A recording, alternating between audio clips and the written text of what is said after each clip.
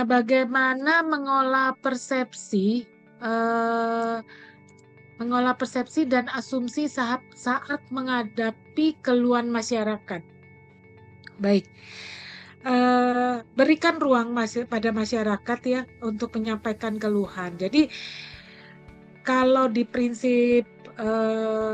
prinsip humas ya, kalau kita mempelajari ilmu komunikasi, satu keluhan itu pun ya itu dapat merusak citra gitu, dalam konsep pendekatan komunikasi. Jadi kemudian juga jangan langsung berasumsi ya bahwa masyarakat itu tidak paham atau ini salah mereka. Kan mereka juga tidak mengharapkan hal-hal buruk terjadi gitu ya. Jadi kita juga menjaga secara emosional itu supaya tidak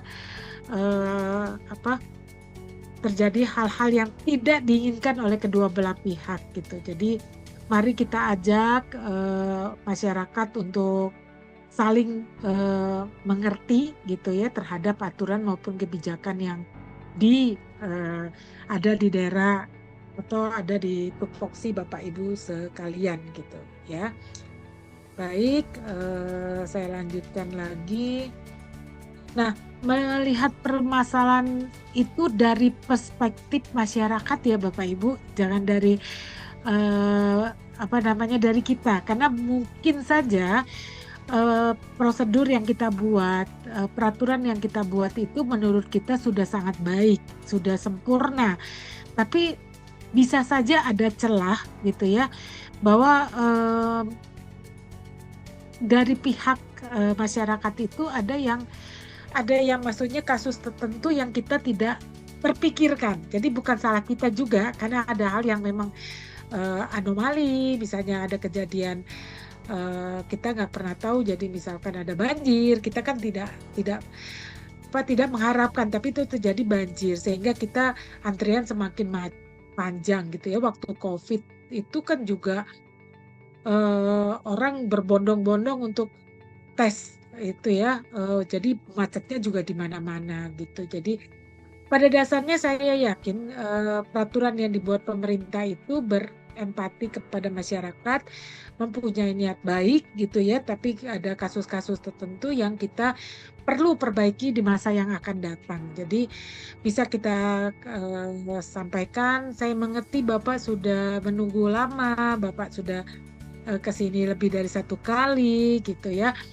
Izin ya saya bantu juga mempercepat penyelesaian dari masalah yang Bapak hadapi gitu. Jadi tanyakan juga kepada masyarakat, memastikan bahwa kita juga bisa membantu mereka untuk menyelesaikan keluhan gitu ya, dan mencegah kesalahpahaman atau miskomunikasi gitu. Jadi bisa dalam komunikasi itu kita bisa konfirmasi Bapak Ibu.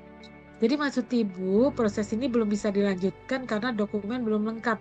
Benar begitu ya Bu? Gitu. Jadi kita perlu melakukan konfirmasi. Nah, jadi hindarilah kata-kata yang sifatnya menyalahkan, karena tidak ada satupun orang yang mau disalahkan. Apalagi kita menggunakan nada yang cukup tinggi gitu. Kalau pelayan masyarakat itu gimana ya, belajar juga ya, maksudnya untuk menekan emosi gitu dengan nada tinggi, kita coba kita turunkan gitu ya. Dan tentu saja kalimat yang kita sampaikan itu kalimat yang solutif ya, dan sifatnya membangun, memotivasi lah gitu. Dan respon emosional dari petugas itu bisa memicu eskalasi konflik.